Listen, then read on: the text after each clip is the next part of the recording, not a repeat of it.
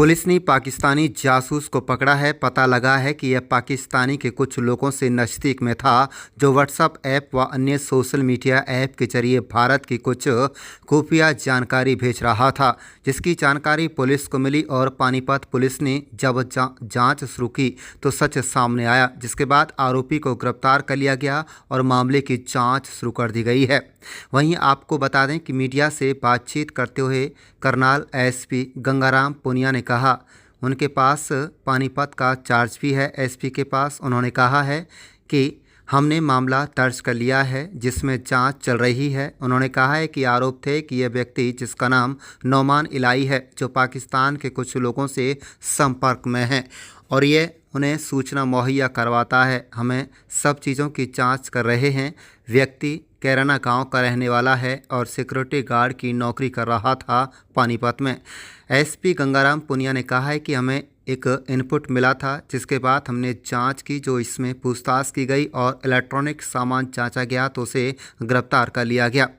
उन्होंने कहा है कि यह पाकिस्तान के कुछ लोगों के संपर्क में था, जो कुछ ज़रूरी सेंसिटिव जानकारी मुहैया करवा रहा था।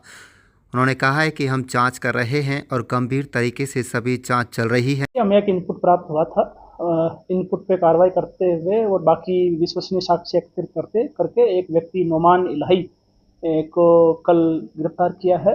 इस संबंध में इंडस्ट्रियल एरिया पानीपत में एक एफआईआर भी रजिस्टर की गई है और आरोपी से भी पूछताछ जारी है। इसमें आरोप ये थे कि ये व्यक्ति पाकिस्तान के कुछ व्यक्तियों के साथ संपर्क में है और उनको संवेदनशील सूचनाएं मुहैया करवाता है।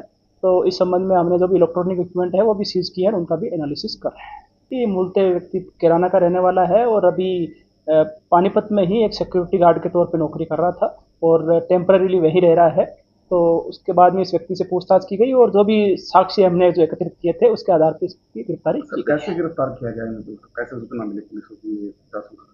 देखिए, जैसे मैंने आपको बताया, हमें एक रिलायबल इनपुट प्राप्त हुआ था। उस इनपुट के आधार पे हमने बाकी जो भी लोगों से पूछताछ करी, इस संबंध में जो भी रिलायबल एविडेंसेस थे वो एकत्रित किए और जो इस व्यक्ति से भी पूछताछ की गई और इसके इलेक्ट्रॉनिक जो भी इक्विपमेंट थे उनका भी एनालिसिस किया गया, जो प्रथम दृष्टया आरोप सही पाए जाने के आधार पर इसको गिरफ्तार किया। जैसे मैंने बताया कि ये कुछ व्यक्तियों के संपर्क में था और उनको कुछ सेंसिटिव या इम्पोर्टेंट इन्फॉर्मेशन ये मुहैया करवा रहा था। लेकिन अभी क्योंकि मामला जो है वो जांच है वो प्रारंभिक चरण पे है, तो इसे अभी और गहनता की पूछताछ की जरूरत है। वो अभी हमारी टीम कार्रवाई कर रही है। और भी लोग हो सकते हैं सर? देखिए, जैसे मैंने बताया कि अभी क्योंकि इन्वेस्टिगेशन प्रिलिमिनरी स्टेज पे है और आरोपी से भी काफ़ी पूछताछ होने बकाया है, तो जैसे ही पूछताछ के दौरान जो चीज़ें सामने आएगी उनका बाकी साक्ष्य के आधार पे और तथ्यों के आधार पर मिलान किया जाएगा और उसके आधार पर जांच आगे बढ़ाई जाएगी। पैसे वगैरह भी है तो कैसे पैसे लेकर आना चाहिए सर? तो देखिए, कुछ जानकारी हमारे सामने आई थी, लेकिन इस संबंध में जो और क्योंकि दस्तावेज हमें एकत्रित करना है वो हम दस्तावेज एकत्रित करेंगे और इसके बाद में ये सूचना पुख्ता पाए जाने पर भी आगे कार्रवाई करेंगे।